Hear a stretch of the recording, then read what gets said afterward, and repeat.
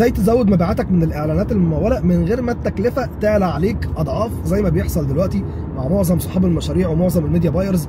مشكلتهم الرئيسيه بيكونوا بادئين الاعلان برقم معين وبيعملوا مبيعات، اول ما يزودوا الممول فيلاقي النهارده المبيعات بتاعته هي والممول بقى اضعاف الاضعاف. طب انت النهارده تزود ازاي مبيعاتك وتفضل لسه محافظ على نفس التكلفه لما تزود اعلاناتك؟ انا اللعبه مش لعبه ان انا فاتح اعلان ممول بصرف عليه في اليوم 200 300 دولار وتاني يوم هروح مزود الممول، مش كده.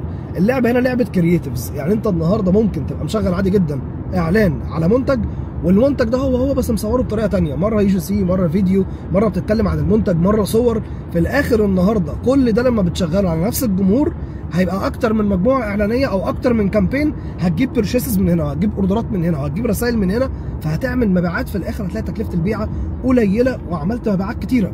فكل ما هتصرف في ممول اكتر كل ما لازم تصور المنتج باكتر من طريقه وتعمل اكتر من كرييتيف، لان السكيلنج الفتره الجايه الذكاء فيه انك تعمل كرييتيفز كتير مش انك تصرف في ممول كتير. لو عايز تسكيل اعمل كرييتيفز على قد ما تقدر مع الممول، لان الممول لوحده عمره ما هيعمل لك اللي انت عايزه ولا هيديك الاوردرات والمبيعات بالتكلفه القليله اللي هو بدا بيها الاعلان. ابعت الفيديو ده لاي صاحب مشروع او اي حد بيعمل اعلانات مموله، لان هيفرق كتير جدا معاه في السكيلنج.